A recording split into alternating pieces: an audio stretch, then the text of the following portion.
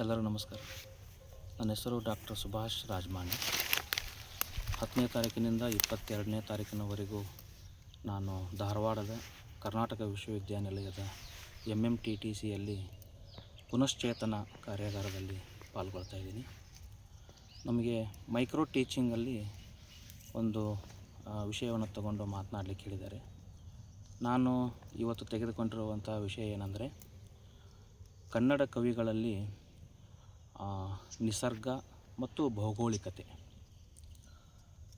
ನಾವು ಸಾಮಾನ್ಯವಾಗಿ ಕವಿಗಳನ್ನು ಓದುವಾಗ, ಅವರ ಕವಿತೆಗಳನ್ನು ಓದುವಾಗ ಅಲ್ಲಿ ಯಾವ ರೀತಿ ಸೌಂದರ್ಯ ಇದೆ, ಆ ಕವಿತೆಗಳಲ್ಲಿ ಯಾವ ರೀತಿ ಧ್ವನಿ ಇದೆ, ಎಲ್ಲೆಲ್ಲಿ ರಸ ಇದೆ ಅನ್ನೋದ್ರ ಬಗ್ಗೆ ಹೆಚ್ಚಾಗಿ ಚರ್ಚೆಗಳಾಗ್ತಾ ಇರ್ತದೆ ಮತ್ತು ನಾವು ಮಾತಾಡ್ತಾ ಇರ್ತೀವಿ.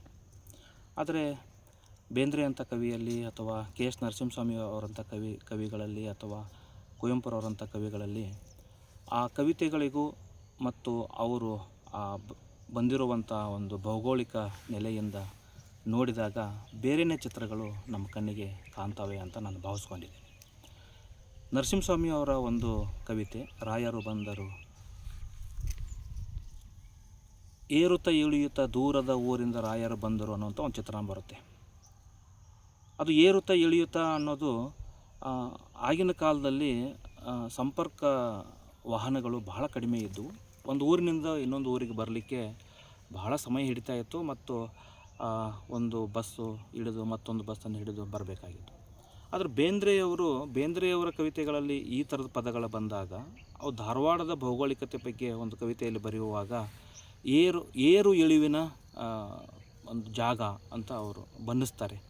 ಏರು ಇಳು ಅಂದರೆ ಇದು ಧಾರವಾಡ ಬಹುತೇಕವಾಗಿ ಒಂದು ಬೆಟ್ಟ ಗುಡ್ಡಗಳಿಂದ ಇರ್ತಕ್ಕಂಥ ಒಂದು ಜಾಗ, ಅಷ್ಟು ಸಮತಟ್ಟಾಗಿರ್ತಕ್ಕಂಥ ಒಂದು ಜಾಗ ಅಲ್ಲ ಇದು. ಧಾರವಾಡದಲ್ಲಿ ಇಲ್ಲಿ ಸುತ್ತ ಶಾಲ್ಮಲಾ ನದಿ ಇತ್ತು, ತುಂಬ ಚೆನ್ನಾಗಿ ಹರಿತಾ ಇತ್ತು, ಗುಪ್ತಗಾಮಿನಿ ಹರಿತಾ ಇತ್ತು, ಸುತ್ತಮುತ್ತಲು ಕಾಡೆಲ್ಲ ಆವರಿಸ್ಕೊಂಡಿದೆ.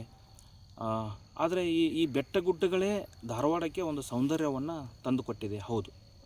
ಆದರೆ ಅವರ ಇನ್ನೊಂದು ಕವಿತೆ ಬೆಳಗು ಕವಿತೆಯಲ್ಲಿ ಮೂಡಲ ಮನೆಯ ಮುತ್ತಿನ ನೀರಿನ ಎರಕಾವ ಹೊಯ್ದ ನುನ್ನ ನೆರಕಾವ ಹೊಯ್ದ, ಈ ಕವಿತೆಯನ್ನು ನಮಗೆ ಪಾಠ ಮಾಡಿರುವಂಥ ಮೇಷ್ಟ್ರುಗಳು ಎಷ್ಟು ಅದ್ಭುತವಾಗಿ ಬೆಳಗನ್ನು ಕಟ್ಟಿಕೊಟ್ಟಿದ್ದಾರೆ ಅಂತ ನಾವೆಲ್ಲ ಮೈ ಮರೆಯುವ ಹಾಗೆ ಪಾಠ ಮಾಡಿದ್ದಾರೆ. ಮತ್ತು ಆ ಕವಿತೆಯನ್ನು ಮತ್ತೆ ಈ ಬೆಳಗಿನ ಬಗ್ಗೆ ಅಷ್ಟೇ ಹೇಳಲಾಗಿದೆ. ಆದರೆ ಇದೇ ಕವಿತೆಯಲ್ಲಿ ಗಿಡಗಂಟೆಯ ಕೊರಳೊಳಗಿಂದ ಹೊರಟಿತು ಹಾಡು, ಗಿಡಗಂಟೆಯ ಕೊರಳೊಳಗಿಂದ ಹೊರಟಿತು ಹಾಡು, ಗಂಧರ್ವರ ಸೀಮೆಯಾಯಿತು ಕಾಡಿನ ನಾಡು. ಅದರಲ್ಲೊಂದು ಪದ ಬರುತ್ತೆ, ಕ್ಷಣದೊಳು ಕಾಡಿನ ನಾಡು. ಬೇಂದ್ರೆಯವರು ಈ ಪದ್ಯವನ್ನು ಬರುತ್ತೆ ಎಷ್ಟೋ ದಶಕಗಳಾಗಿದೆ. ಆದರೆ ಇವತ್ತು ಗಂಧರ್ವರ ಸೀಮೆಯಾಯಿತು ಕಾಡಿನ ನಾಡು ಅಂತ ಹೇಳುವಾಗ ಇವತ್ತು ನಾವು ಈ ಕವಿತೆಯನ್ನು ಹೇಗೆ ಅರ್ಥ ಮಾಡ್ಕೊಳ್ಬೇಕು?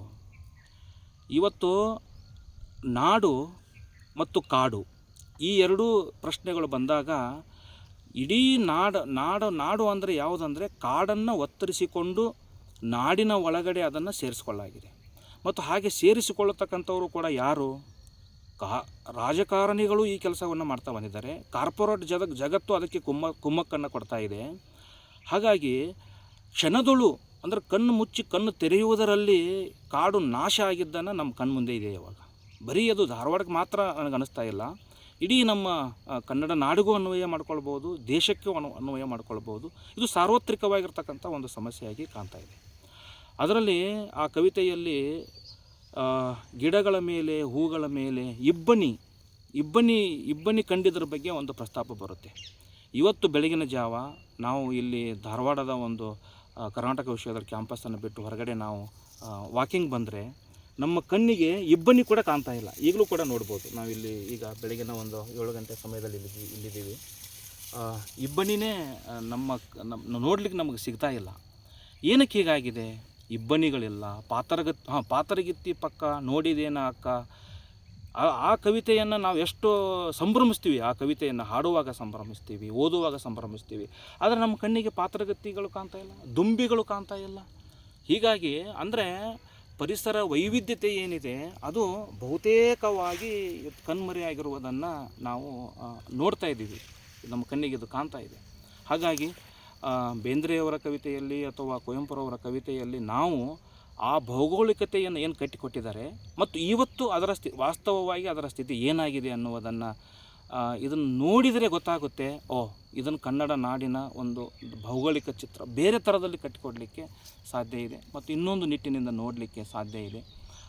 ಆದ್ದರಿಂದ ಕವಿತೆಗಳನ್ನು ಕೇವಲ ಭಾವುಕವಾಗಿ ಓದುವುದು ಮಾತ್ರ ಅಲ್ಲ, ಅವುಗಳ ಮೂಲಕ ವಾಸ್ತವತೆಯನ್ನು ಅರಿಯುವುದು ಕೂಡ ನಮಗೆ ಬಹಳ ಮುಖ್ಯವಾಗಿರ್ತಕ್ಕ ಸಂಗತಿ ಅಂತ ನನಗೆ ಸಂದರ್ಭದಲ್ಲಿ ಅನ್ನಿಸ್ತಾ ಇದೆ.